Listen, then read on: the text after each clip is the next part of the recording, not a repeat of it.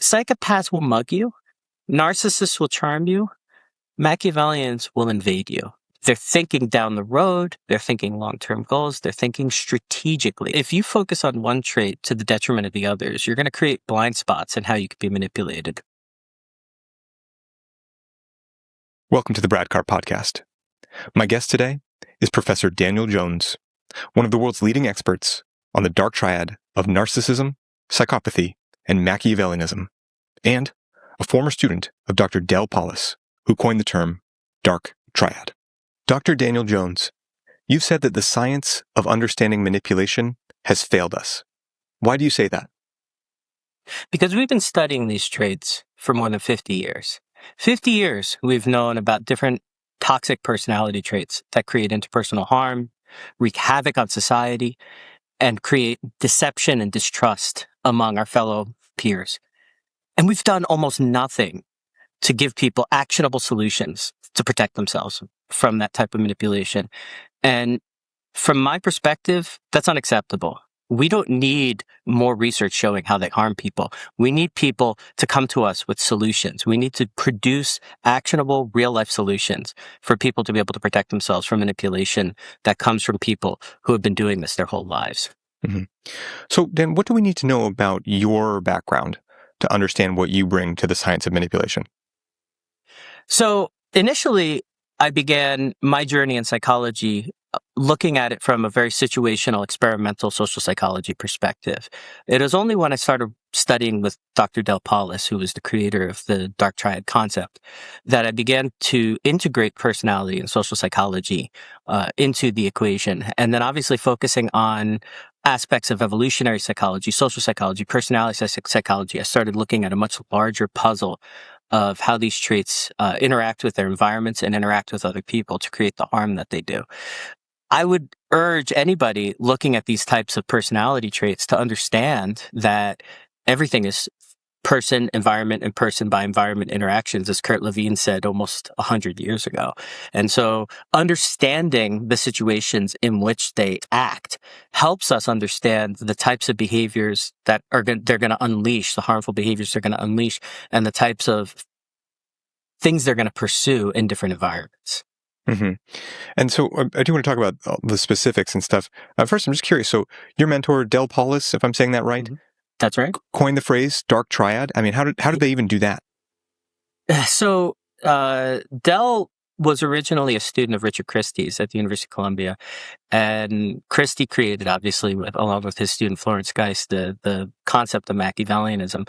And so there was a paper in 1998 that came along by a guy named John McCoskey that said Machiavellianism is dead. It's redundant with psychopathy. It's watered down psychopathy. We need to stop studying redundant constructs.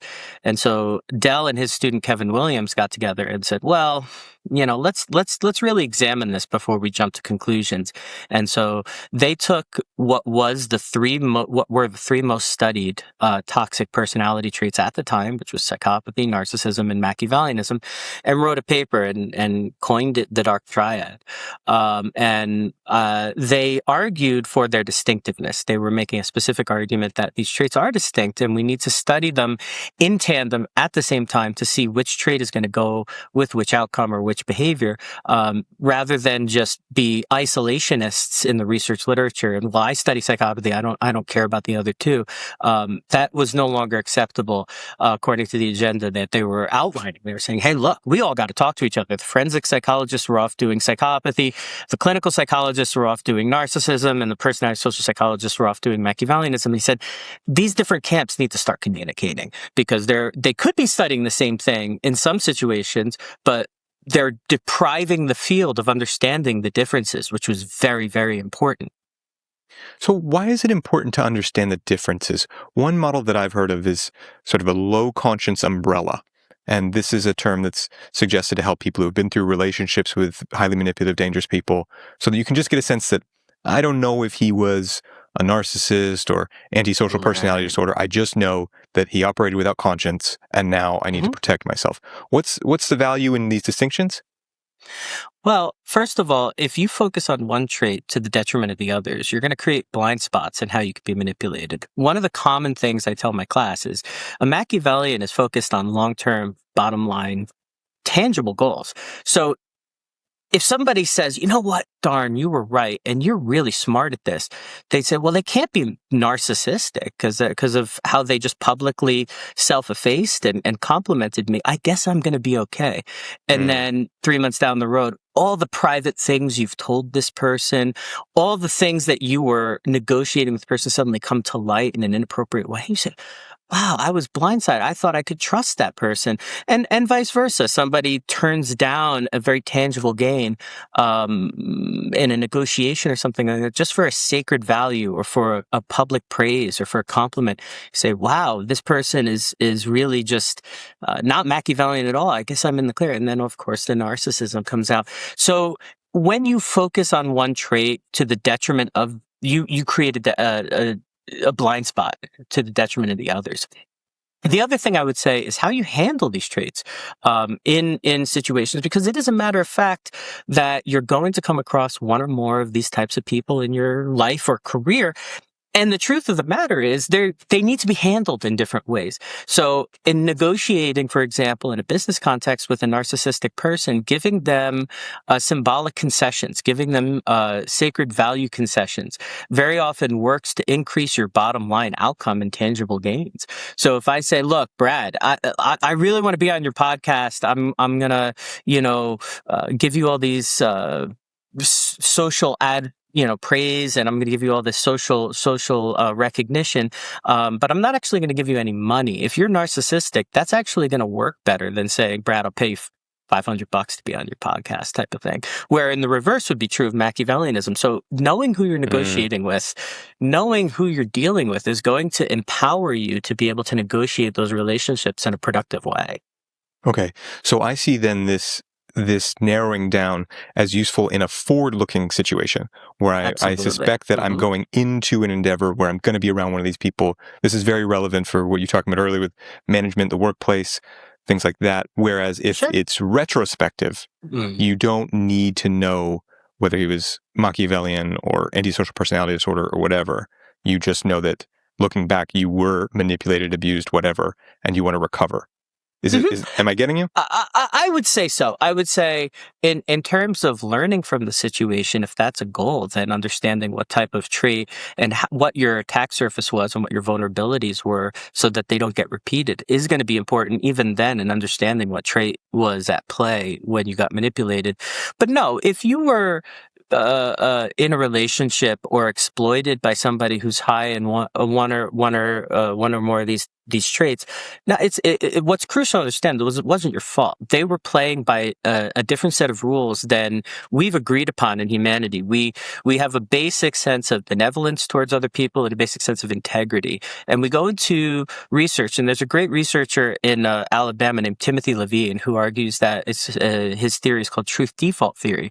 And he argues that a default setting for most human beings is to trust. If I say, Brad, hey, look, it's going to rain by you later today. You really should take an umbrella. Your default setting is to take me at my word. Okay. If we didn't, we'd collapse as a society. It's very important that we take most people as being benevolent and benign and taking them at their word. So our default setting is to trust.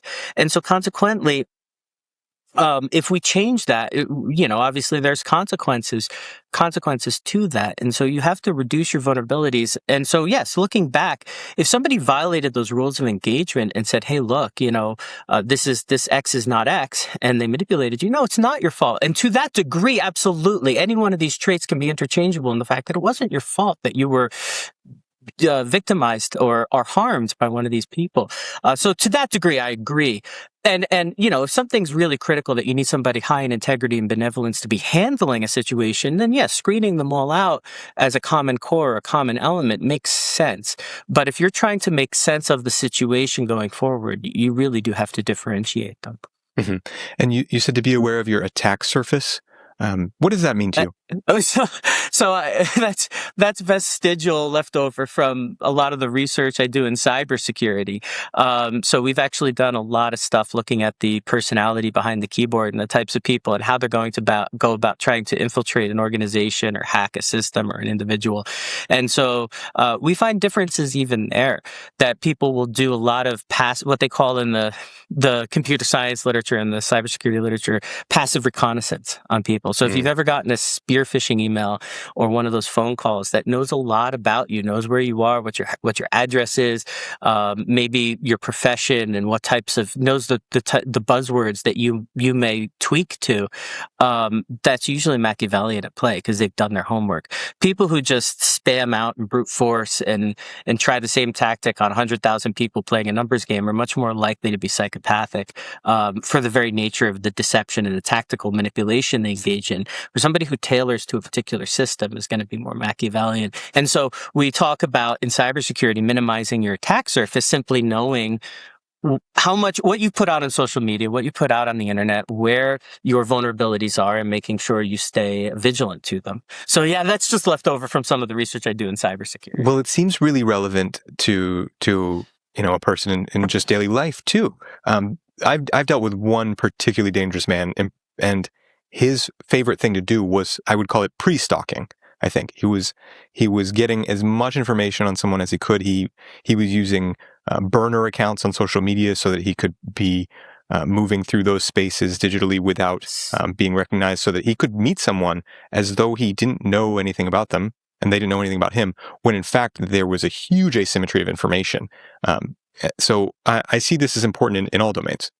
Absolutely. And to be clear to all the people listening right now, I have fallen for these, almost been victimized twice, and I study this stuff.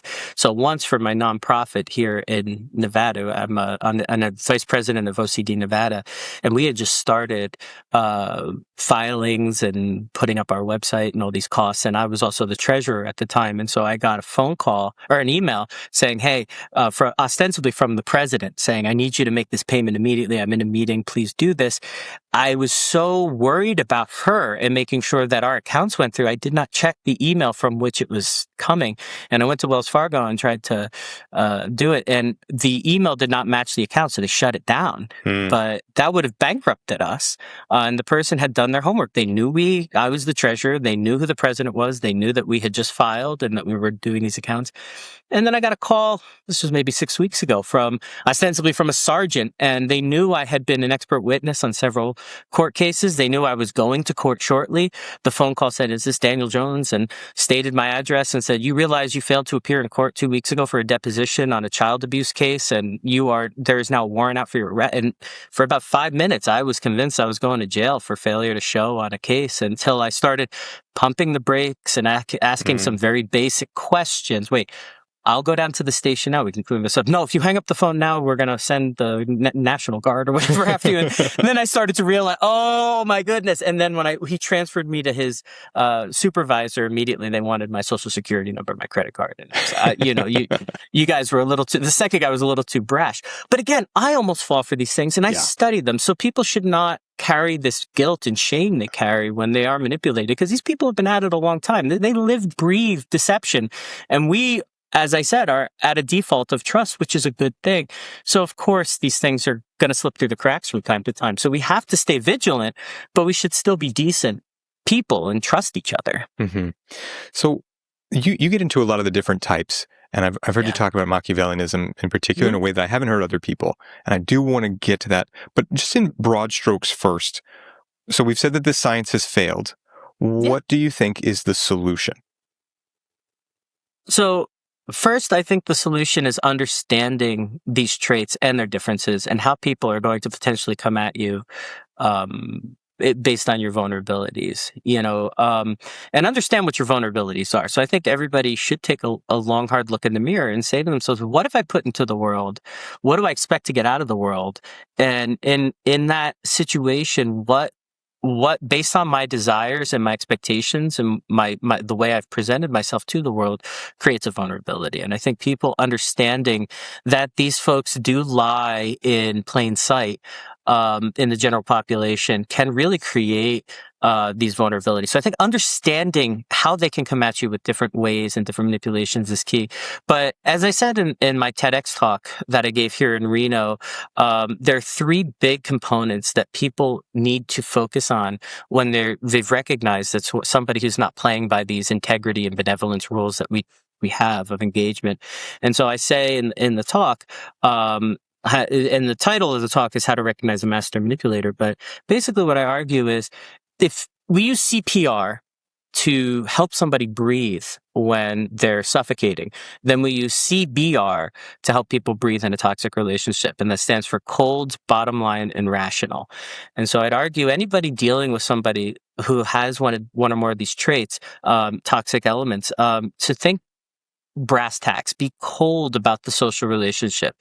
They're a paycheck, not a pal. If it is your boss, for example, manipulating you, you have to focus on their external utility at that point. And I don't say we do this with all our social relationships, just those who are trying to manipulate us. Cold, what's the brass tacks here? What is the relationship? What is their external utility? If it's none, cut them off, get rid of them. But if they are your boss, their coworker, somebody with whom you have to associate with, at least for a period of time, you have to see the relationship in terms of external utilities. And the second one is bottom line focus. What do you need to get out of this relationship? Maximally speaking, survival speaking, if they're holding the purse strings of your income, then you obviously have to focus on taking care of your family, taking care of that income, maybe moving on to another job. This is a springboard job.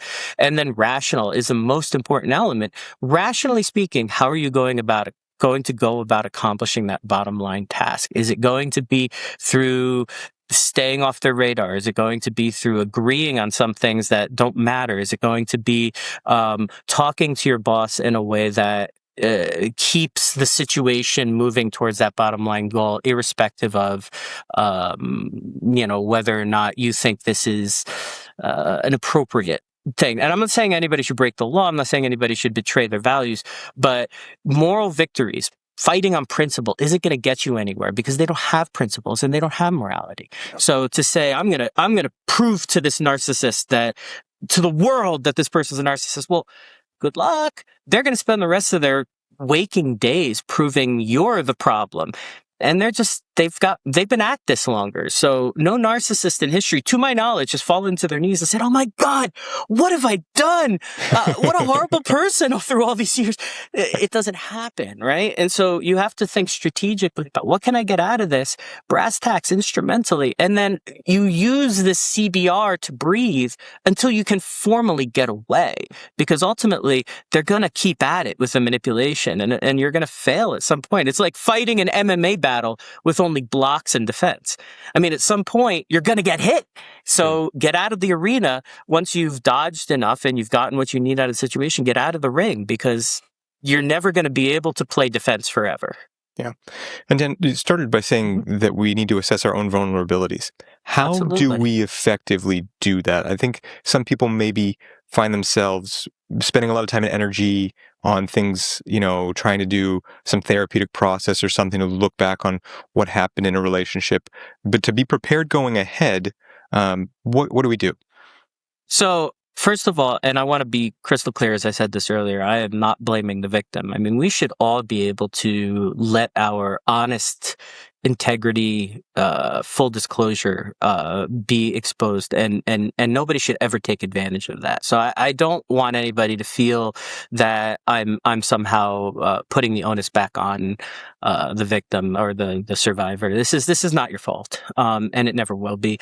But it's looking ahead to practical solutions in dealing with them. You have to think, do I have biases in how I see things, right? And so one of the things that I talk about is if you are likely to trust easily because you are high in agreeableness, which is one of the big 5 factors of personality, then you take people at their word more than the average person. You tend to trust earlier in a relationship than the average person. I mean, I often heard an analogy that when we meet each other, even you and me, Brad, we open a social bank account, and there's a certain amount, depending on the context and your perception of the individual, that's in that bank account, and that represents interpersonal trust. And so, you may have $500,000 in my bank account. If I trust you a lot at first blush, you may have $5 in that bank account. And so, understanding that you may have a predisposition to trust, understanding that you may have a predisposition towards falling in love quickly and easily and often, then you're more likely to be excited when you meet that really exciting character. And so you may want to start sketching out how that might be a vulnerability. People who have previous traumas may be, depending on the nature and how deep that went, may be resilient to these types of folks, and they may be vulnerable to these types of folks because they want to believe that this is not going to happen again, or that they may feel guilty about certain aspects or traumatized. And sadly and sickeningly, these folks can detect that. There's actually research coming out of parts of Canada by Beth Visser and Angela Book that show that individuals who are very high in psychopathy can actually tell just by the way a woman walks whether or not she's been victimized in her past. And so, as creepy as that is, people have radar, and these folks are experts at reading unconscious human radar.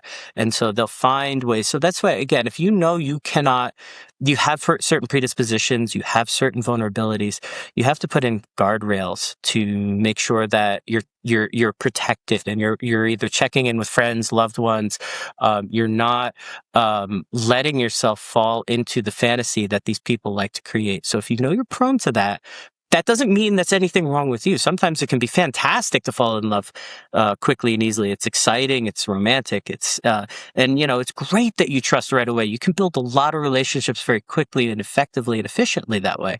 But if you know you have those tendencies, then also have a system of checks. And the way I would say it is just trust but verify, right? If there's any resistance to having a friend come along, if there's any resistance to having verification of what they said, that should be a big red flag. Mm-hmm. Yeah, I still want to get to Machiavellianism, but you open a couple of things that I know that you've done work on. Falling in love fast, which you have a book coming about. And the sort of aspect of people who've been through things like this being more susceptible to it. You sent me a paper called Social Allostatic Dysregulation, which I understand to mean basically if there's a sum of many very stressful, toxic experiences in your life, it makes you dysregulated and more vulnerable to them in the future. So maybe could we talk about those, since you have gone so deep on them, and how people can better understand them in themselves? Absolutely. So one of the things that I compare narcissism to is the street drug cocaine, because individuals high in narcissism are unrealistic in how they present themselves, and they're unethical in how they present themselves. What cocaine does is, I spent some time when I first was seeking a PhD at the National Institute of Drug Abuse in Baltimore, Maryland. And, one of the things I learned about cocaine is even one-time use can stretch and demolish your hedonic regulatory system, because what you're essentially doing is you're taking in artificial dopamine into your system. You're flooding your brain with that artificial dopamine to the point where no lived experience really can match that pleasure that's artificially saturating your brain. And so milk and cookies or a good night out actually starts to pale in comparison, all things being equal, after you've done cocaine, even one time, to before, because you stretched that pleasure scale. And so now something that was here feels like it's down here in a sense of pleasure. And especially people who have sensitivities in mesolimbic regions in their brain, which is, the emotional centers of the brain, to dopaminergic stimulation, are going to experience, could even be depression as a result of one-time cocaine use. So what does that have to do with narcissism? Well, narcissism, again, is an artificial, synthetic way of promoting yourself and presenting yourself to others. So if you have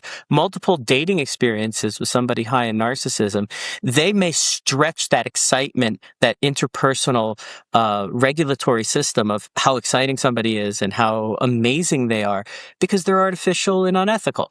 And so when you go out and date somebody who's not narcissistic and realistic and grounded in reality and humble, they're going to seem boring by comparison after dating a narcissist as when they did before. So I actually argue narcissism has the same dysregulatory system or effect on the brain that cocaine does, just in a social setting.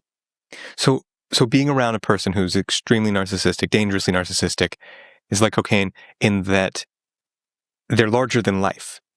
And the That's cocaine experience is also a pleasure larger than real life. And so it's stretching your sense of what's real, what to be expected. That's exactly right. And even if you're not enamored with the person high in narcissism, I don't know if she ever published this, but a friend of mine named Joey Chang, she was actually at University of British Columbia with me as a PhD student in a different lab. But she did a study, she presented on it many years ago at a conference, and I absolutely loved this research. She showed that even just being around somebody high in narcissism brings the egotistic temperature up in a room. So if you're in a meeting and somebody starts bragging and self-promoting and nobody's really knocking them down, people take a cue from that and they start self-promoting. And so it actually brings the egotistical temperature of the room up, just being around narcissistic people. I had a really talented PhD student who actually went on to work for the government. His name is Aidan Area. And he came up with the idea of Machiavellian contagion and how Machiavellians produce really effective rationalizations for misbehavior. And so if you're hanging out with Machiavellian people, eventually you start to think in a more morally disengaged way than you normally would. So I think you've hit on something really important, which is careful the company you keep, even if it's not romantic or really interpersonally blended. You still start to take on characteristics of some of these folks. Even if they're on your side, you start to think differently, you start to act differently, and it's something that people need to be aware of. Mm-hmm. And so you see this this social allostatic dysregulation as linked to the hemophilia, the falling in love fast as well. They kind of go hand in hand. I absolutely do. So I did a paper with a really talented young assistant professor named Jacqueline Lechuga out in Texas, she first authored the paper, but we found that individuals high in hemophilia tend to be drawn to these toxic personality traits, especially narcissism, not so much because of their a differential preference, but because of a failure to recognize red flags. They don't necessarily count them out. And they ignore the red flags if the person's exciting. And so we did several studies looking at mock dating profiles, personality assessments, and we found that individuals high in hemophilia are more willing to date, open the door to falling in love to these types of people, because they don't shut it down based on the red flags. And so, yeah, the people who are hemophilic, right, the people who fall in love quickly and often, they have a hair trigger for saying, wow, this person's amazing, getting so excited, feeling that connection right away. And narcissistic people, they're synthetically manufacturing that sense of connection. Yes. They're artificially inflating the excitement. So, like somebody who has those vulnerabilities to dopamine in the brain with cocaine, somebody who has a vulnerability to those social excitatory processes is going to be vulnerable to narcissism. And that's why I say it's a match made in hell when you have somebody high in hemophilia and somebody high in narcissism get together. Yeah. Oh yeah, I mean that's exactly what they're looking to do is to Yes. get that rush and to get you emotional and thinking that wow, I've never known anybody like this person. We're so connected, we're so close. So if you're already prone to that, then you're at risk. So how does someone know if they are already prone to that? Because if that's your whole life, then you just think, well, that's what love is. So how would you know? Well, the first thing you could do is take an hemophilia assessment, which I have on my website. People are welcome to take it. Let's plug that. Where they find that? And we'll put the link in the description. It is darktriad.co Mhm. is my website. And we have several surveys. People are welcome to take any of those that they want. And we provide self-assessments on those and things like that. And it'll tell you exactly where you are on the hemophilia scale. Great. And so if you tend to err on the upper end, then yeah, you have these tendencies. And I don't see it as a pathology, and I don't think anybody would. I'm not trying to say that you're somehow damaged or broken if you fall in love fast and often. As I said, it can be a fantastic journey in life and a way to be. And likewise, being too low. You fall in love once and never again, or never at all. You don't experience that one of the most amazing things of life, which is romantic love. So I'm not saying it's a pathology, but it is an individual difference, and it can create vulnerabilities when you're exposed to those people who are self-promoting in an unrealistic way. So that's one way. The other way is basically looking back and saying, like we were talking about earlier in the show, what types of folks have I habitually been attracted to? Have they turned out to have these egotistical tendencies, these fragilities towards any kind of challenge or disagreement? And if so, those are hallmark signs of narcissism. And so you can look back and say, I've fallen in love with 3 or 4 people, and they all couldn't be challenged. I couldn't disagree. There was a sense of ego fragility. It quacks like a duck. It walks like a duck. You've been, it's a duck. So you've been dating, a consistent pattern of narcissistic people. Yeah. This is interesting because it's one of the criticisms kind of the work that I've been doing, getting the word out about these kind of people and stuff is that, well, everybody says that, all their exes were narcissists and things. But in fact, Right. It sounds like there's real evidence that if you've had a couple, you've probably had a lot, that it seems to be more of a string thing. So I that's something I really want to expand upon, because I was giving a talk to the National Guard a year and a half, 2 years ago on leadership and potential pitfalls of leadership. Phenomenal crowd. And one person did ask, so what if somebody says every single person in their platoon or every leader they ever had is narcissistic? Why do people do that when we know it's not true? And my explanation for that is because it's so painful to go through the manipulation that narcissistic, psychopathic, other types of people, dark personalities engage in.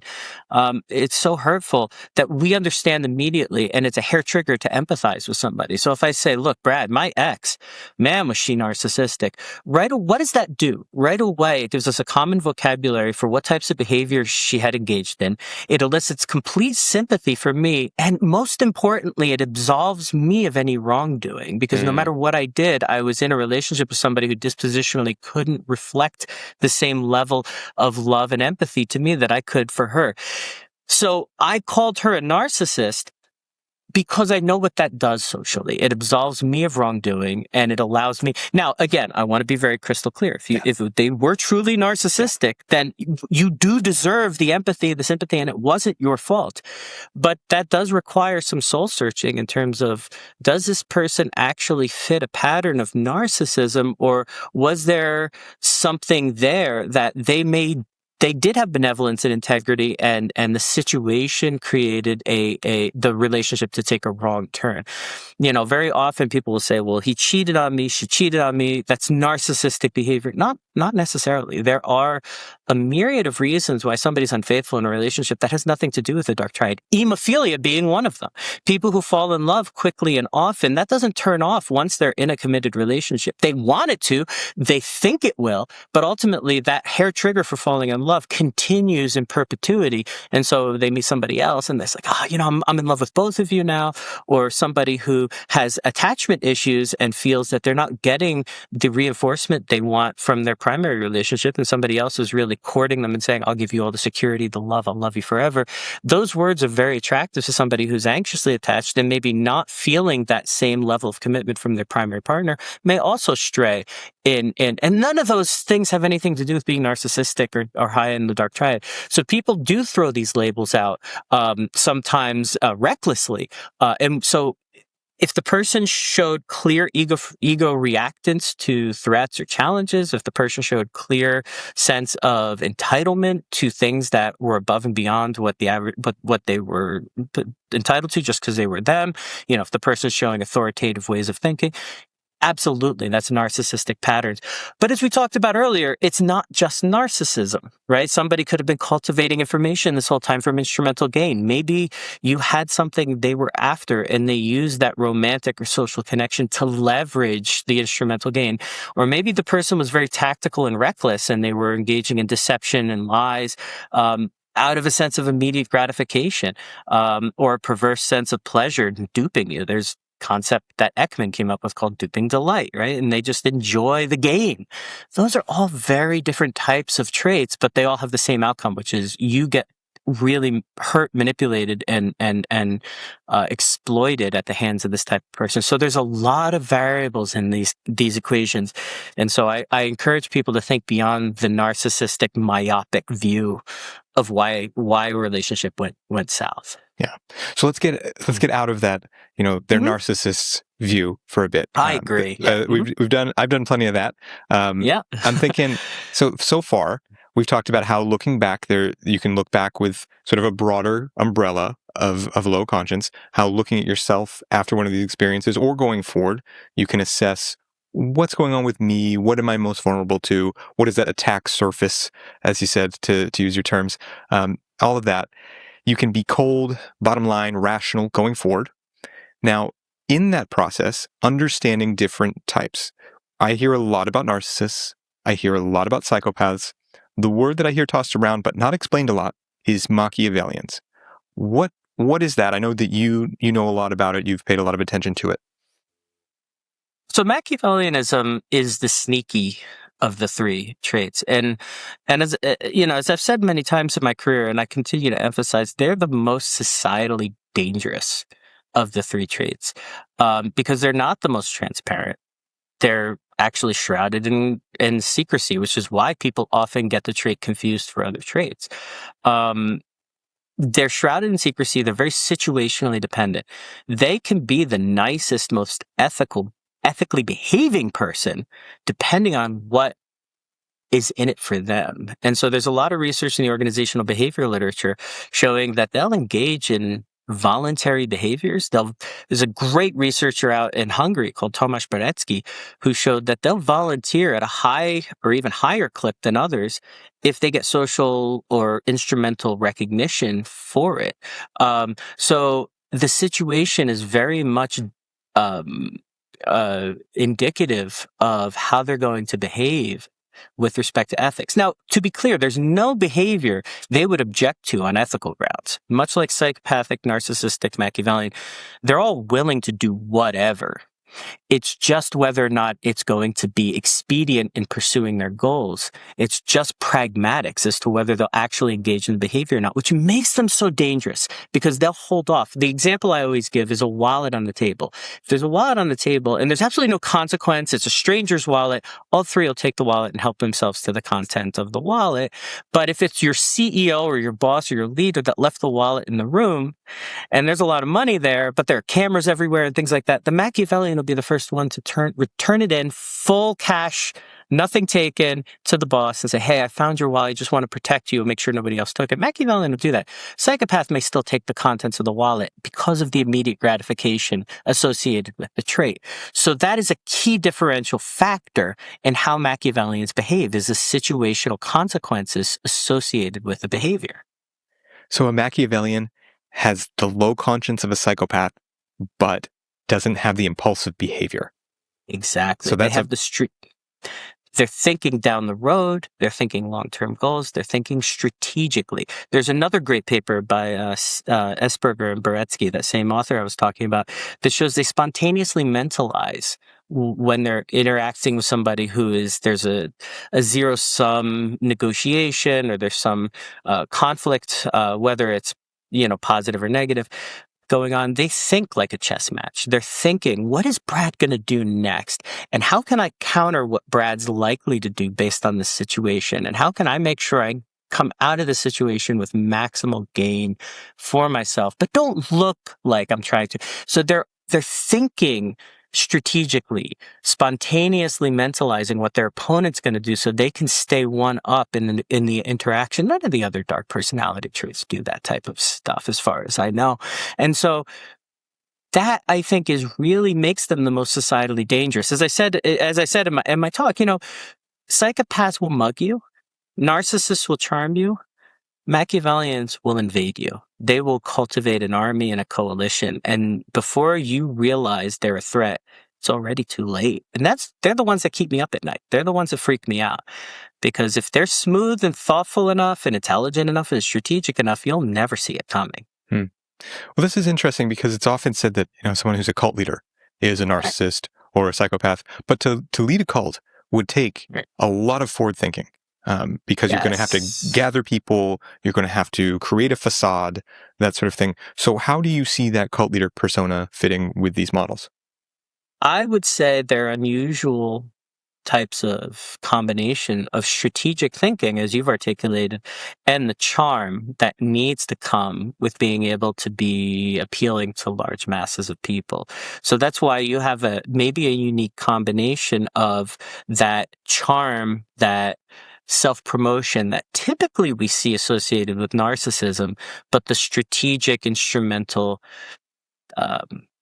flexible, calculating thinking, planful thinking associated with Machiavellianism. And so you may have some construct overlap there among those cult leaders.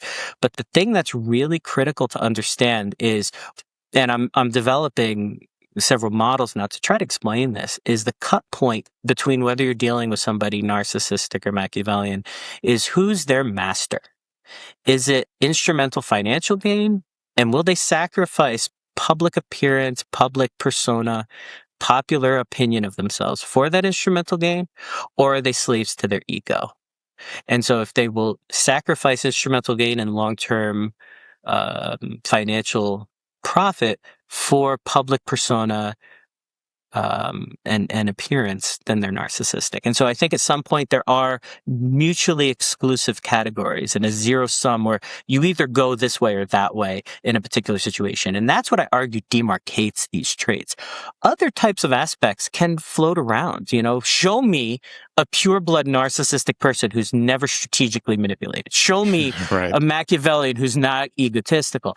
And so because these things are blurry and chunky in nature, we really need to get down to what's mutually exclusive. As you beautifully articulated, you either have impulse control or you don't. Now, Machiavellian can act impulsively if they're not thinking, if they're sleep deprived, tired, being, for whatever reason, the situation is making them not think clearly. They can act, but a psychopath doesn't have the requisite cognitive ability to think, delay gratification, and strategically plan. So either you have those capabilities or you don't. If you have them, you're on the Machiavellianism spectrum. If you don't, you are on the psychopathy spectrum. And that's what I would argue demarcates these traits.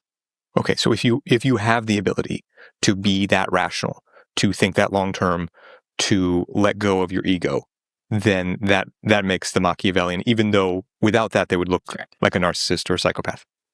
Precisely.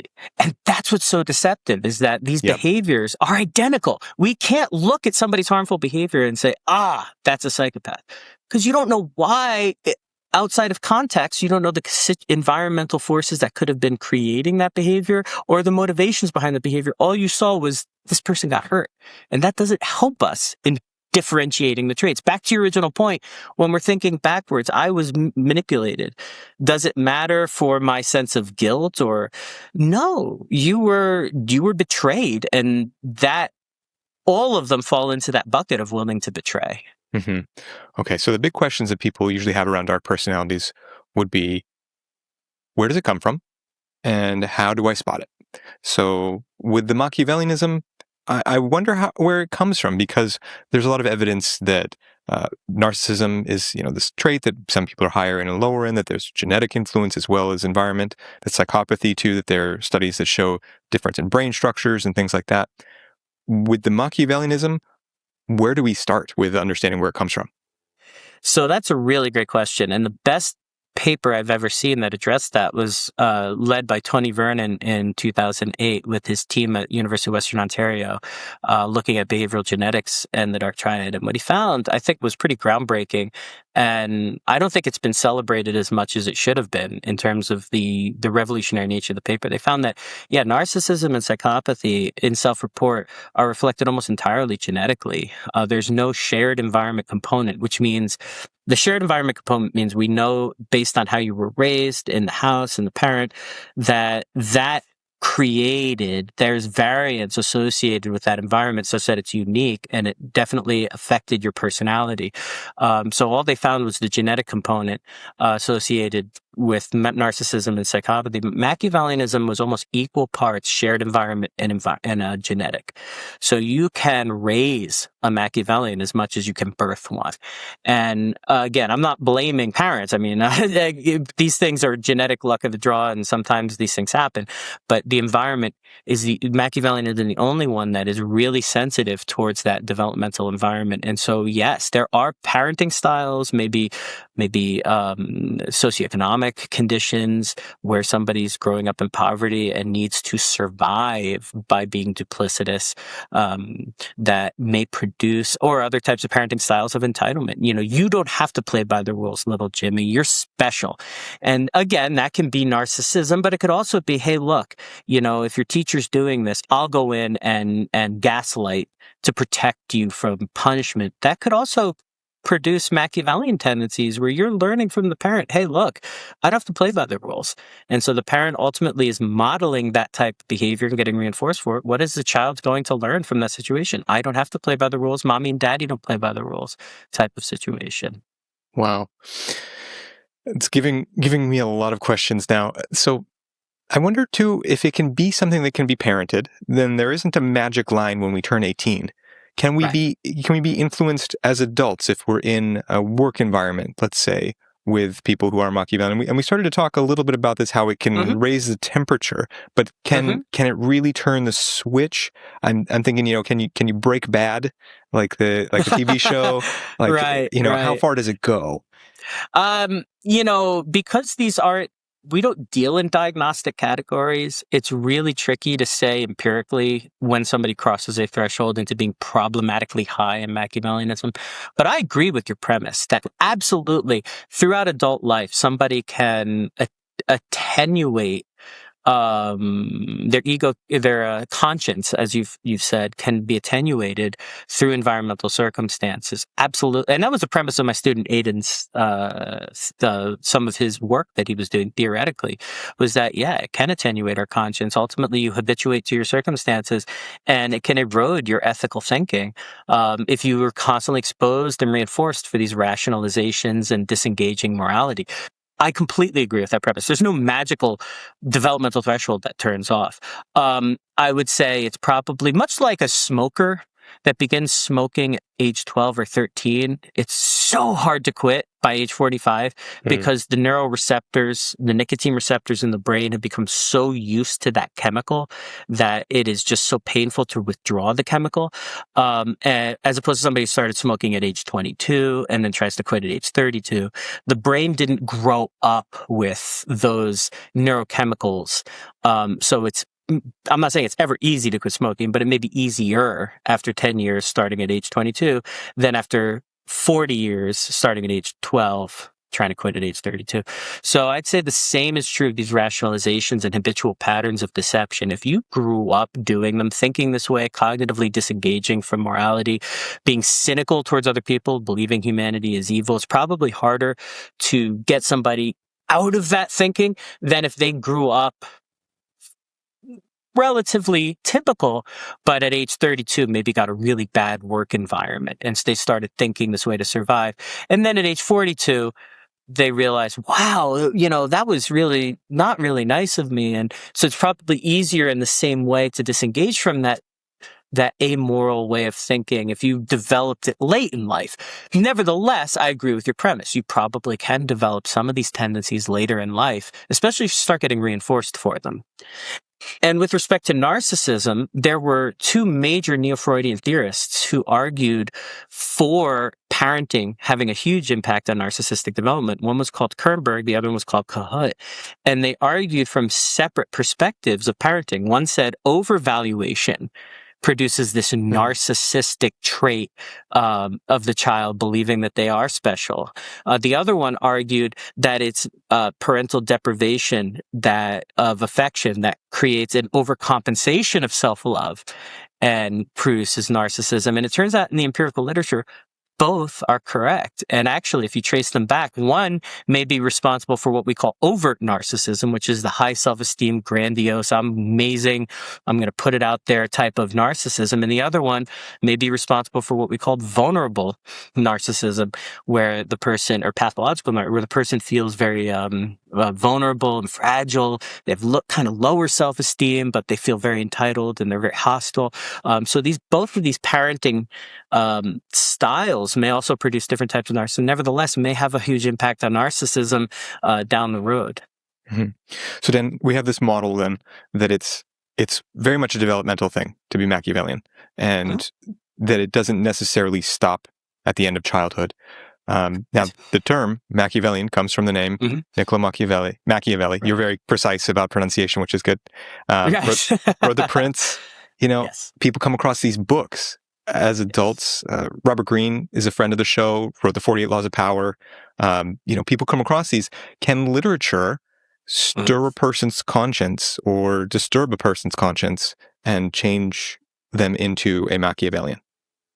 Absolutely. At least with respect to some tendencies. I don't know if it ever is powerful enough to move the needle from a completely good-hearted, trusting, honest person to a raging Machiavellian, but it would move the needle somewhat.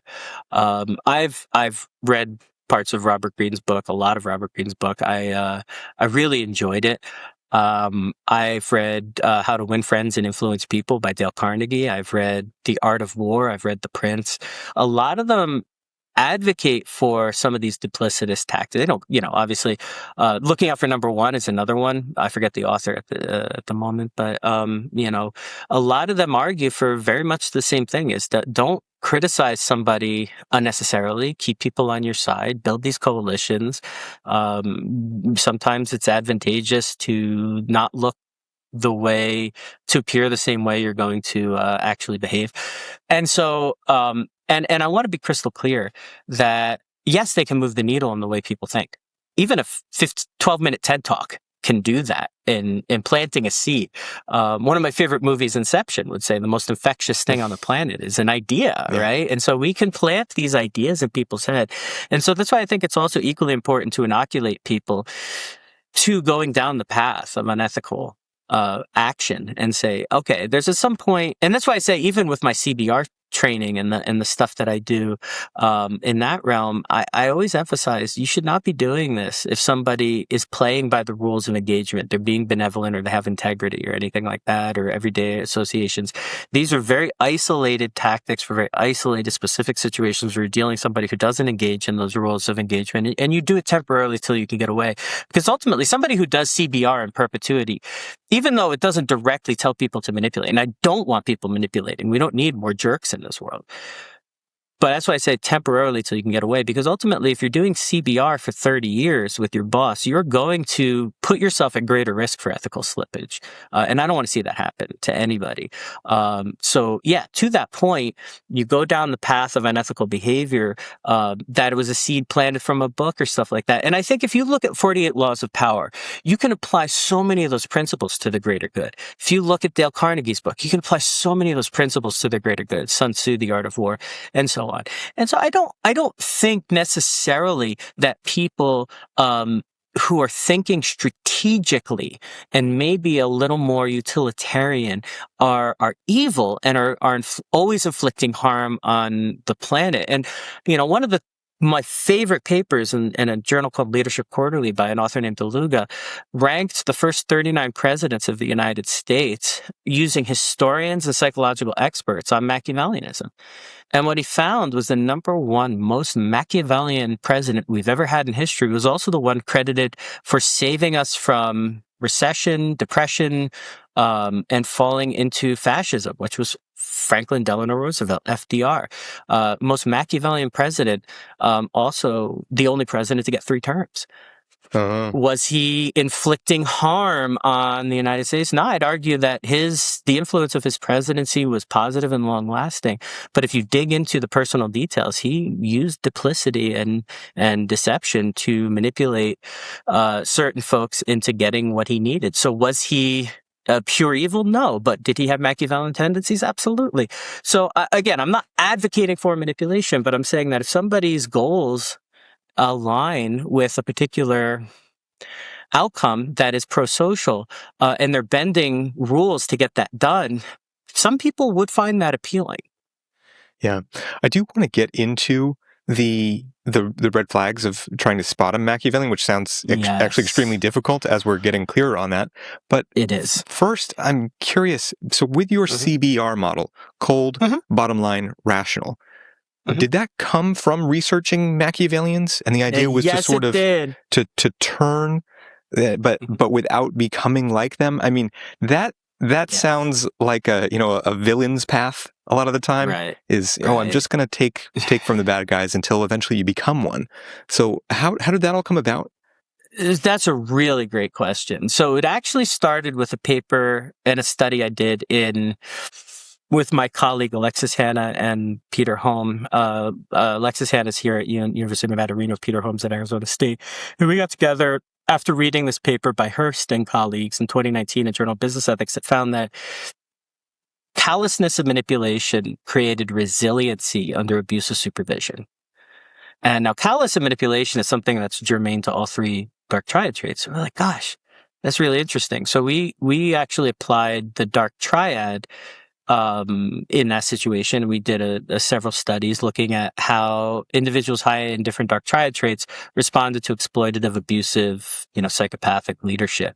And what we found was that individuals, especially individuals high in Machiavellianism, were most likely to have fewer mental health problems under those types of leaders. They were more likely to be promoted, significantly more likely to be promoted under those types of leaders. So when the average person sees chaos and harm, Machiavellian individuals see opportunity and growth. And so those findings got me thinking. I'm like, gosh, what are they doing that we're missing? And is there anything we can harness from that trait that's not manipulative or toxic or callous?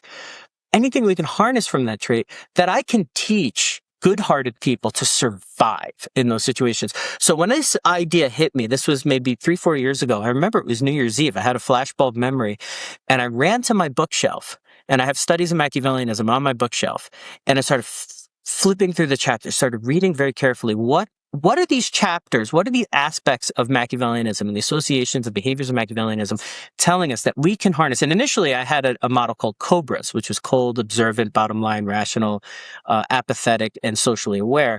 And some of them were redundant. It was too long. And so I after discussions with my wife, who's far smarter than I am, we shortened it to CBR, and it sounds like CPR.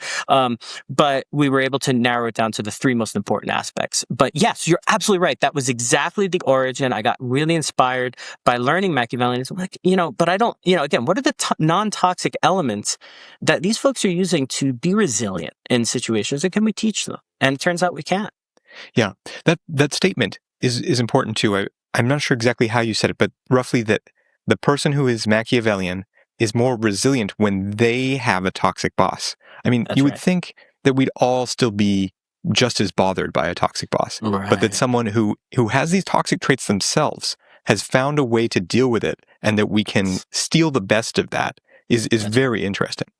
That's right. And the way I put it to my class is like, hey, look, I grew up with a pureblood Italian grandfather. One of his favorite things to do was sit us down and we watched The Godfather.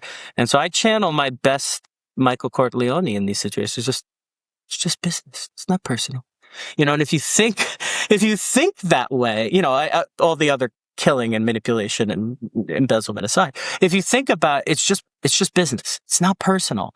And that mantra starts to filter into how you interact with people who are trying to abuse or exploit. The bottom line and rational approaches to dealing with that become a little more clear. And so exactly what we're trying to cultivate in people is just try not to, that's where the cold part comes from. Try not to take it personally.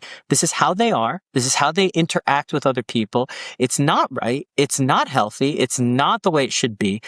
But it is what it is. And so based on what you know now and the cards you've been dealt, what is your goal and how can you best achieve that goal? Get the personal feelings out of it. And that's what we try to teach people. Exactly is that. And what we find is that people who are rigid in, matters of principle, people who really need to stick to a particular path based on their, I'm not going to put up with that. They tend to struggle the most under those types of leaders because they have to challenge things that are not are counterproductive to challenge. And again, I'm not telling people where their ethics should lie or where their goals should lie. And one of the things that I constantly emphasize whenever I'm talking to somebody, dealing with somebody, consulting, whatever, is if you are under this umbrella of somebody who's toxic, manipulative, you should also be seeing a therapist. Because managing those emotions, you're not a machine. You're not a computer. Managing those emotions is going to be really important, especially to do with a professional. I've seen a therapist since I was 14. I have no shame in it. I don't think there's any shame in doing it. I mean, if I have a toothache, I go to a dentist. If I have, emotional struggles, I go to a therapist. I don't see why that becomes such a big deal in our culture. For some people, sadly, it is. But I would encourage anybody who is exposed to these traits immediately to get to a professional to manage those ancillary and downstream emotions that you're going to inevitably deal with. But in terms of pragmatics, yes, you need to think about it bottom line and rational so you can get through the situation and get out of it what you need to get out of it. Yeah. So Dan, our Godfather sort of attitude, this it's just business thing. It's just business. Now, no one has ever said it's just business before going and doing something good for someone. So that's fair. So it's a little bit tricky, but what I'm understanding is that when you are dealing with the toxic person and they are mistreating you, that the value in saying it's just business, I'm just putting up with this person because I'm doing my job, that can be a relief for the targeted person? I think so. And again, I think that's where a lot of self-awareness is really required. Because if I'm taking care of my daughter, single parent, and this paycheck is her path to a better life, getting up to my boss and saying, "Hey, that was a violation of my personal standard of how you should talk to me," and whatever. Yeah, I mean, that's absolutely, you're within your rights to say that, but is it going to get you to where you need to go for your daughter? And so that's where I say disengaging from that personal sense of, hey, I'm going to speak up at the way you talked to me. It may be advantageous. It may get you where you want to go, but that's where I argue people need to think cold utility. What is my goal? If it's to get my daughter through college, it's to get my daughter to have the life she deserves, and I'm going to go about this in the most rational way possible. That's where I'm invoking that, hey, it's just business, because ultimately it is personal, and you want to see your daughter grow up to be the most successful person she can be, and that's why you're working this job in the first place. But ultimately, if you can get away.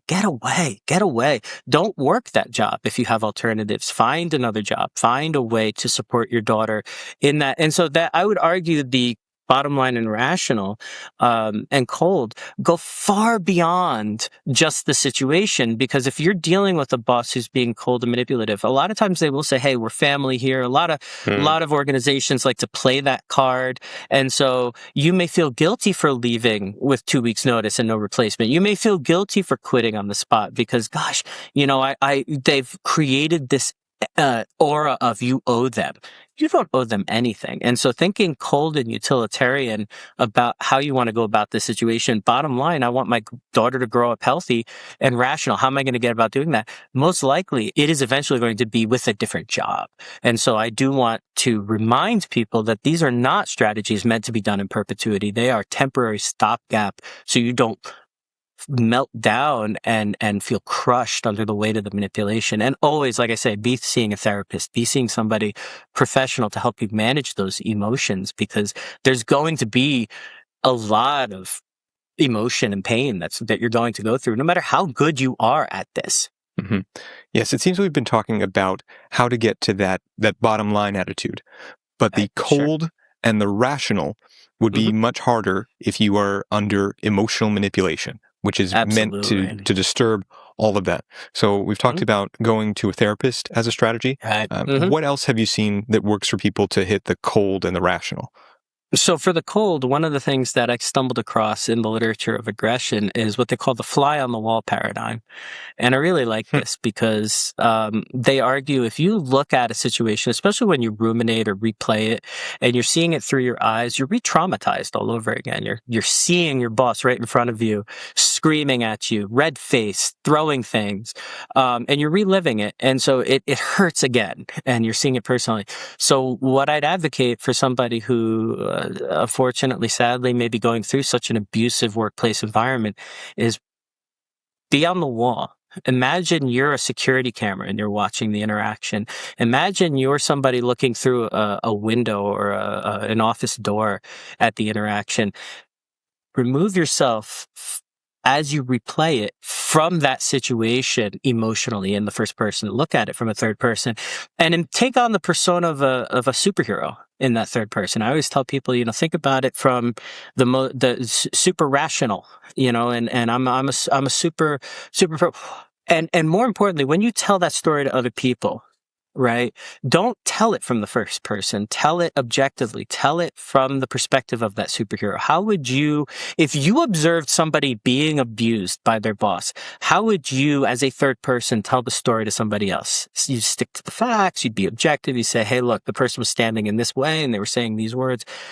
Then do that for yourself. And so by being a superhero on the wall rather than a victim in the situation, you can remove a lot of that personal feeling associated with the abuse.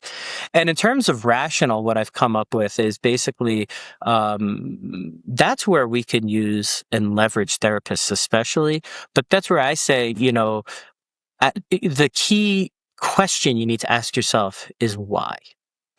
I want to get my daughter through college and I need this job to do that.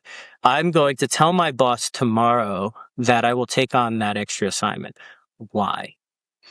Is it going to serve that and feed it back into the bottom line? Is this the best way to get that bottom line focus? Well, yes, because even though I hate my boss and this would actually make my boss look good, there's a stipend or fellowship or bonus associated with it that I would be able to put in that 529 account for my daughter's education. And so even though I hate my boss and I want to tell them to go to hell and I'm not going to do this extra project, ultimately it will make me look good in this front. It'll pay a stipend on that front. It fits with my skill set. I want to tell my boss to F off, but you know what? Bottom line, why? Why do I want to tell my boss to? Is it emotional? Is it a matter of principle? Is it a moral victory? Or is it actually feeding that bottom line? Why? Why do I want to do this? Why am I going to take this approach? And then keep challenging yourself and refining that through a feedback loop. You'll find that the more rational and expedient ways to serve that bottom line become clear as you go through those why questions. And so those are the two tactics I've really instructed people to think about to get that cold and that rational stuff, because you're right, the bottom line is very easy to identify. What matters most to you? Where is your heart outside of the organization? And that's your bottom line. The devil's in the details. How do we not fall into a manipulative trap of emotion, and how do we pursue that rational path? Those are a little trickier to teach people. Yes. So the devil is in the details. And Dan, you have these details. You've spent decades understanding Yeah. this concept. Are you a manipulation ninja now? Like when it happens, do you just see it and just brush it off? No, as a matter of fact, and it's funny because, like I told you earlier in the show, I've been tricked on cyber things and I've been spam calls and no, because my nature is still to trust. I would say one of the things that my former PhD students will tell you, and some of my friends will tell you, is that I'm too nice, and I very often trust because I do still believe in the best in humanity. I know it's bizarre for a dark triad researcher to be thinking that way, but I force myself to see the good in people. And very often I do find myself saying, oh God, I got played, and things like that because of my agreeable nature. And so I feel guilty a lot if I have to sit somebody down and really read them the riot act as to how they're behaving, or be a disciplinarian, give somebody bad news. I get very uncomfortable because of how that is antithetical to the agreeableness construct, which I'm very high in. So no, I don't. I would say because of my knowledge, I am able to put the brakes on, like I was able to articulate with the sergeant that called me over the court case. I am able to, my initial reaction is take you at your word. You're a sergeant, and I was supposed to be in court, and I missed some document that came to my mailbox. So that's my default setting because I am agreeable. So I've learned to train myself, not necessarily change my personality because that's very tricky. I've learned to put guardrails on and say, wait, before we go further, I need to verify your badge number. I need to verify some facts. I need to, I'd rather come down to the station face. Let's pump the brakes. I've learned to compensate for that agreeable nature through the trust but verify paradigm that I talked about. It's like, okay, so if you are who you say you are, you should have no problem giving me a name, a badge number, and letting me come down to verify. If you're in the downtown Reno police force, I should be able to come down and chat with you face to face rather than this very high pressure phone call. And so learning to compensate for my nature of agreeableness has helped me not go down the full path of being manipulated. Yeah. But people still try because I am very nice and I trust. And I wouldn't change that. I think that it's really important that we take care of each other, that we display empathy with each other, and we don't walk around suspicious all the time of every single person and every single interaction. I think that's a horrible way to live. It's a sad way to live. I would just say if it's something big and it's something that makes you very vulnerable, have a safety net. Trust but verify. Say, look, I know this is going to be uncomfortable. I don't want to. I hate to do that, but I do need to verify these things or protect myself. I hope you understand. And if they balk or they don't understand, red flag. So, yeah. Well, that's an inspiring story. To see that you have been able to work with your own personality and keep to your values. At the same time, red flag. What are the red flags for spotting a Machiavellian? So for spotting a Machiavellian, you're going to, if they're really strategic and they're really good, you're going to have to be lucky. I hate to say it, but if they're cultivating information, they're asking personal information, if they're not sharing back that same level of information, or there's no way to verify the information they're giving you, if all the deals they want to do are verbal, those are red flags. So I actually was a candidate for a trial consulting case about a year and a half ago where they had basically a Ponzi schemer, and they were trying to identify this person's nature. And the rhetoric, or the prosecuting attorney kept saying, and he would leverage his girlfriend's brother. He would leverage his sister's husband. He would leverage any social relationship he could to cultivate investments and money. And nothing was ever in contract. It was always in a bar, a coffee shop, a back room. It was always handshakes and verbal agreements. He left no paper trails whatsoever. When somebody is reluctant to put something in writing, that's a big red flag for Machiavellianism. When somebody is reluctant to have you verify, take the time to verify, you want something documented that could be record of something, that is a big red flag. If somebody doesn't want to go on the record, huge red flag. And that would be the best way, I'd say, to protect yourself from somebody high in Machiavellianism. There's a phenomenal prosecuting attorney that I'm friends with named Kathy Phelps, and she wrote a book on protecting people from Ponzi schemes. And one of the key mantras of her book, she keeps harping on, is if the person is irritated by your taking the time to verify, if somebody's irritated by you taking the time to background check, run.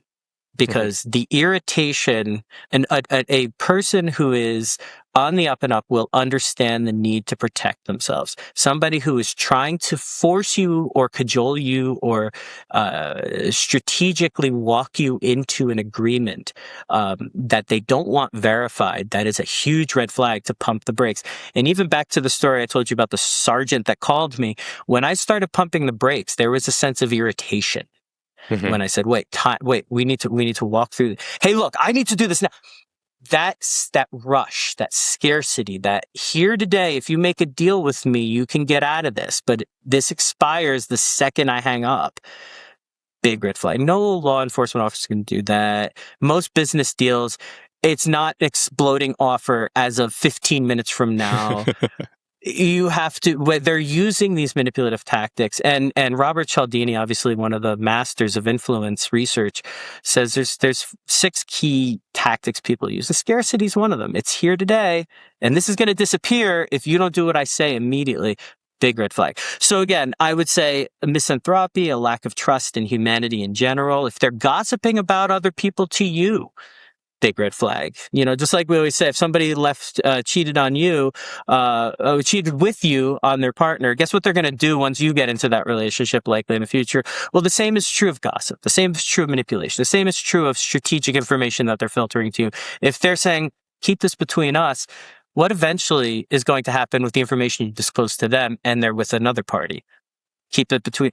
So those are little warning signs. They're not guaranteed, because Machiavellianism, I've dealt with people who've been married to Machiavellians for 10 years and didn't know it. So they are the slippery pickle of the 3 in terms of keeping their dumpster fire quiet until it's time to unleash it. Yeah. But those are the best things I could possibly give. Yeah. Yep.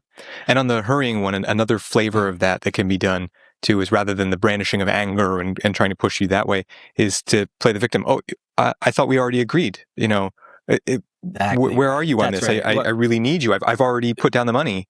That's exactly right. Or why are you doing this to me? I thought we were friends. I thought you trusted me.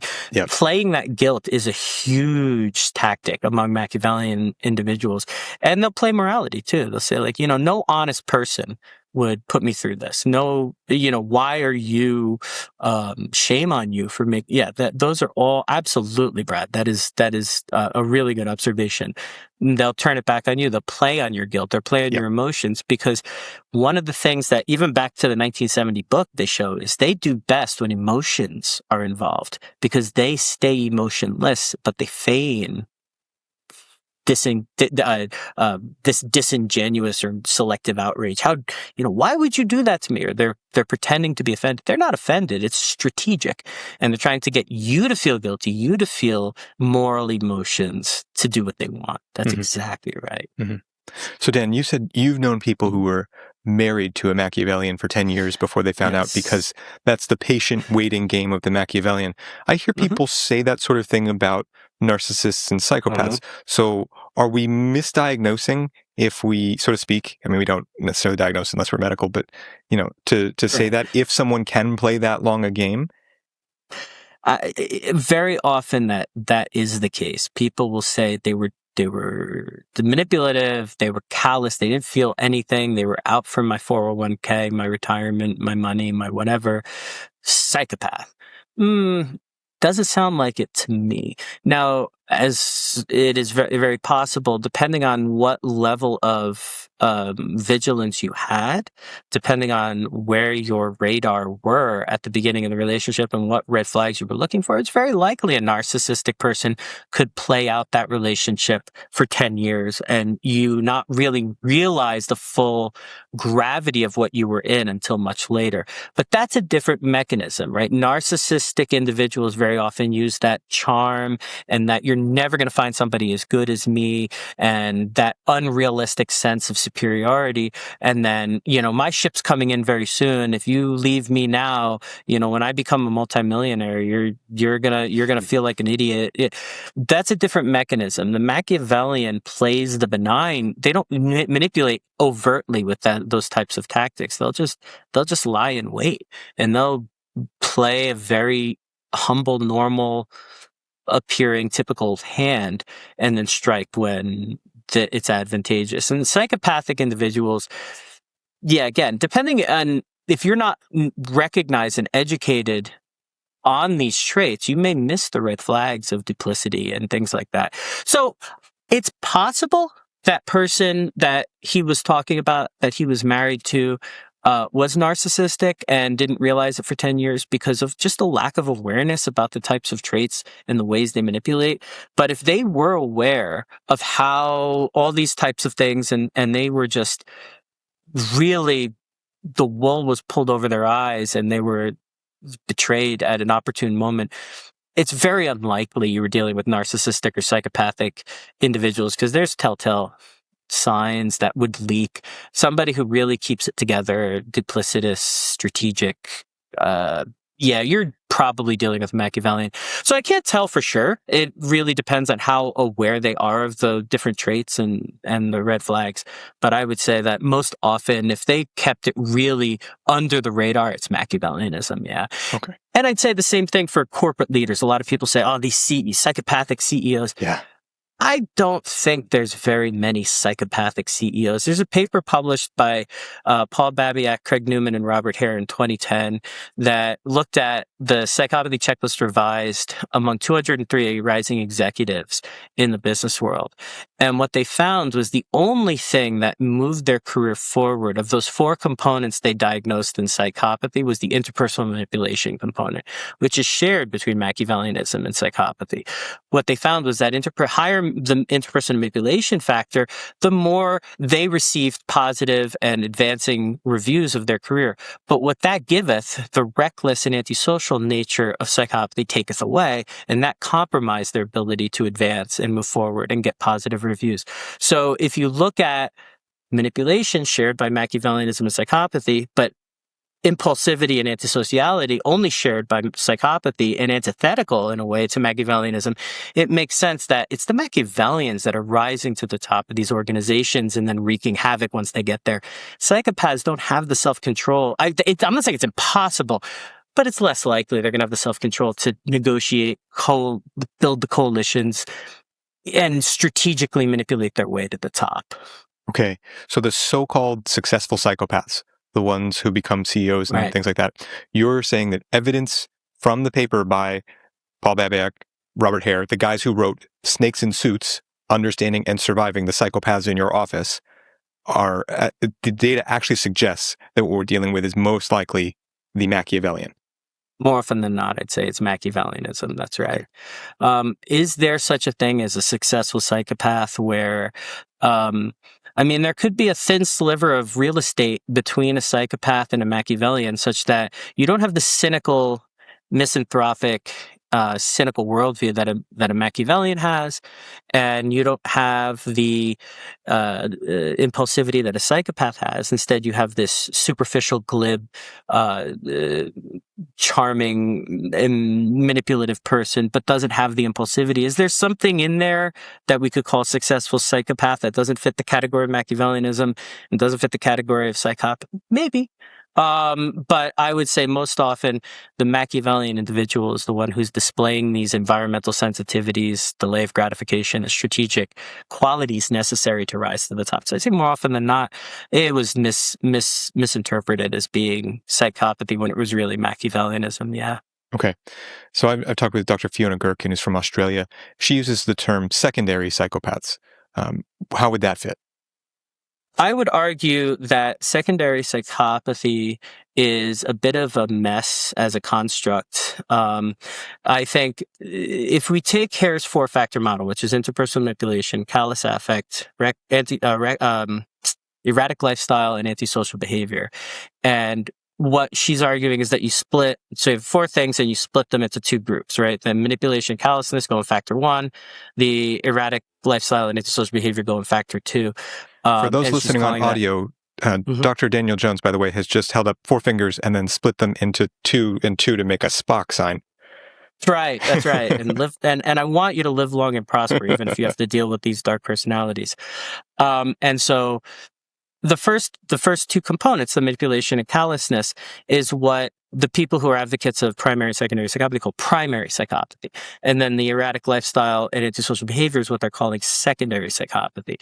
Well, the problem with the concept of primary and secondary psychopathy is that primary psychopathy is related to all three dark triad traits. They're all callous and they're all manipulative. So how can we really differentiate a personality trait when it's a common vein that runs through all the dark triad? And this is a paper I published with my friend AJ Figueredo in 2013. As we showed, if you broke all the facets of the dark triad apart and then you analyzed them, callousness and manipulation is relevant to all three. It's the erratic lifestyle and antisocial behavior that's unique. It's the cynical worldview and strategic thinking that's unique. It's the grandiosity and the authoritative nature of narcissists that's unique.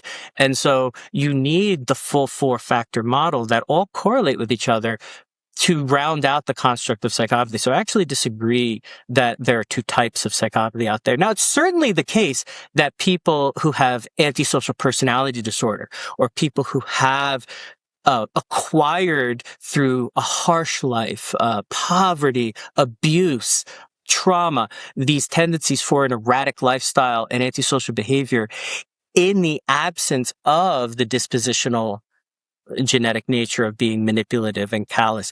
That is absolutely possible. And if we want to call that secondary psychopathy or something like that, I completely can understand that there are reasons why somebody may have that erratic, impulsive, antisocial nature, but not necessarily have the callousness and manipulation. I do think that could possibly be a thing. But if somebody is psychopathic in the definition, construct definition as per Hare's four-factor model, or even if you were to move to other alternative models, such as triarchic model or something like that, the manipulation, the callousness, and the erratic lifestyle and they cluster. And so I would say that if you're looking at primary psychopathy, which is just manipulation and callousness, that doesn't tell us much because that applies to any of the dark triad traits. So Dan, with what I'm hearing you say, if it's distinct, the Machiavellian is distinct from the psychopath, and the big part of that is impulse control.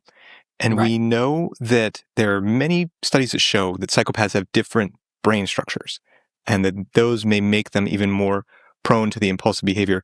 Would that be the distinction? Do we have sort of a Machiavellian being the conscience of a psychopath, but without that difference in impulse control that comes back to the brain? Exactly. I have done several systematic reviews of the literature, and there's just not enough data, not enough research. We haven't reached a critical volume of studies that actually assess the dark triad and these brain structures, the dark triad in these brain imaging studies. If you're listening and you're one of these neuropsychology or neurobiology folks, please put all three dark triad traits in your imaging studies. We would love to know what the brain structures of Machiavellian, because there are some, so Tomasz Brodecki, the researcher I told you about from Hungary, and several others have done neuroimaging studies, whether it be functional or general MRI studies of the brain. They've done with just Machiavellianism. And the brain structures do look different than what we see from a quintessential psychopathic person. But it's really hard if we didn't assess them both in the same person to make any kind of real firm conclusions. And the other problem we have with neuropsychological neuroimaging studies is they're chronically underpowered in a lot of the things that they've done. So as we go through the field of psychology replication crisis, we need to increase those sample sizes to make sure that our correlations and our associations and observations are stable and replicable. And so that's one thing that I think the neuroimaging folks need to overcome as well because it's expensive to put somebody through an fMRI. It's expensive and time consuming to put somebody through a PET scan or an imaging study. But I encourage, it's necessary, very valuable to do that simultaneous with the same people and look at the brain structures. Because I think your suspicion is exactly right, Brad. I think the structures will be different. Very interesting. So Dan, we've established that the Machiavellian may be the most dangerous of all because they have the lack of conscience, but they also have the ability to be much more patient. So they can play a longer, more dangerous game. And that there's a lot of question as to whether or not when we say someone is a psychopath or something like that, that we're actually dealing with a Machiavellian. Now, I've heard numbers around psychopathy as being maybe 1% of the population. Narcissistic personality disorder, I've talked with Keith Campbell from the University of Georgia, who's one of the most published Sure. guys on the topic, says something in the neighborhood of 1 to 4%. He likes the number 2%. I like that. What do you think about the prevalence of Machiavellians? It's a phenomenal question. I've grappled with that really extensively in my career because it's not a diagnostic category, it's on a continuum. So how many people reach a threshold or a level or a way of thinking that becomes noticeably, demonstrably problematic? At what level and what percentage of people in the population are at there? I pin it, if I had to give you a number, Brad, I'd say around 5 to 6%. I think it is more overrepresented because it can be developmentally generated as well as. And so if we take the 3 percentages, how many people reach a problematic threshold of psychopathy? How many people reach a problematic threshold of narcissism? How many people meet a problematic threshold of Machiavellianism?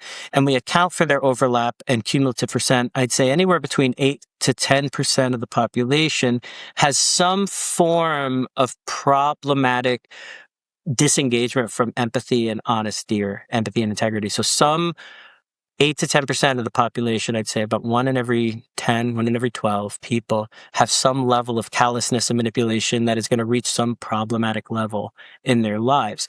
And that actually is consistent with research that's been done on frequency-dependent selection. Folks who have done simulations with how many cooperators in an environment are present and how many cheaters are going to be able to survive in a bit of an equilibrium. For those who may not be familiar with what frequency-dependent selection are or anything like that, if you have, and one of the common simulations is doves and hawks. So they say if you have 2 doves come across a resource, they share it. You have 2 hawks come across a resource, they fight to the death. And if you have a hawk and a dove come across a resource, the hawk kills the dove and takes the resource. Well, if we look at that in terms of manipulation, too many cheaters, then it eventually becomes too beneficial for you and me, Brad, to cooperate and trust each other, because 2 heads are going to be better than 1 in this game. And so we'll outperform everybody else if everybody's a lone wolf out to manipulate everybody. But if there's so many of us, like you and me, cooperating, and a person comes in and says, I'm one of you, and we're not used to that, it becomes too advantageous to be a cheater. So there's forever a frequency, an equilibrium that gets formed between cooperators and cheaters. And the cheaters are always a minority of that population. And those numbers in those simulations tend to hover around that type of percentage. I think it's a reasonable percent to say 8 to 10% have some aspect of a dark triad trait. So I would say about 5, but I don't have. I've seen enough data sets to tell you that that's a good estimate, but I can't tell you for sure because it's very mushy in terms of the actual analyses, and who crosses thresholds is very subjective. Wow. Well, Dr. Daniel Jones, before we get to our last topic, for people who want to follow along with you, better understand that dangerous maybe 10% of people, and hear about your new book, where should they look for you online? So my website, darktriad.co. I am also on Blue Sky under darktriad.co, the D3CC lab. You can also find me on X and Instagram. If you search my name in the University of Nevada, Reno, I should pop right up. And your book. And my book, yes. So my book is entitled Falling Fast, The Perils and Possibilities of Hemophilia. It's published by Oxford University Press. It's available everywhere April 30th. You can find it on Amazon, or you can pre-order it on Oxford University Press with looking for hemophilia. And you can get it a little earlier if you go through Oxford's website. Okay. We'll put links in the description for everyone to check out. And Dr. Daniel Jones, last of all, I'd like to talk about how this science is getting better. We started with the problem of how it has failed people. What is getting better? Where are we going? What can we look forward to? Well, the reason why there's reason for hope is that we are evolving as a field. I think some of the really positive things that have come out of the dark triad research and dark personality research is not just the cooperation that we're seeing among different countries and different nationalities. I mean, I'm collaborating with people now with whom I was we were not very closely aligned and collaborative. I think the field is building collaborations and alliances across the world that we hadn't seen before. I also want to credit some of the people who have held my feet to the fire and challenged me. There are researchers at the University of Georgia, Purdue, who don't agree with me and have been very vocal in their disagreement with some of the research I've done. And I give them a lot of credit for holding challenges. I think there are things that they have said that are valuable. I think I disagree with them on a lot of points. I think there's a lot of things that challengers of the dark triad have gotten wrong, and I think they have straw man some arguments. But I really enjoy that discourse because I think ultimately making the science more replicable, making sure that we are integrating experimental and personality research, but using proper modern tools like pre-registration, making sure that we are making replicable, producing replicable findings are challenges that people have held for the dark triad research. And although the dark triad research doesn't have much of a replication crisis, as far as I can tell, it's always good to make sure that what we find is going to be found by other people across the world and across different labs. And so I think holding people's feet to the fire on that replication stuff is really valuable. I think the collaboration internationally, there are a lot of folks in Poland and Canada, and we have researchers across Eastern Europe and Japan doing phenomenal work on dark personalities. I love that. I want to keep it up. I want to keep that momentum going because ultimately, as this spreads and we start including these different traits and these different situations across these different traits and outcomes, I think we're going to see massive improvements in our understanding, not just in the United States or in westernized countries. I think we're going to see understanding of how these traits play themselves out in collectivistic cultures and internationally. I think it's a very exciting time to be a dark triad researcher, and I credit Del Paulis for getting this ball rolling. He's still a dear friend of mine. We talk and collaborate when we can, and you know, none of this would have happened if he never took me as a PhD student. So you know, I give him a lot of praise and credit. He's a phenomenal guy. If anybody's ever had the opportunity to talk to him, he's even as a PhD student, he always allowed me to challenge his idea. In fact, he insisted I challenge his concepts and ideas, and he empowered me to think for myself, and I give him a lot of credit for that. Wow. Well, that's a great note to end on. Dr. Daniel Jones, for the work that you do and the extensive knowledge that you have and that you shared in this interview, and for taking the time to do this with me, thank you so much. Oh, thank you, Brad. I had a phenomenal time, and I really love your show, and I'm just so proud I get to be a part of it.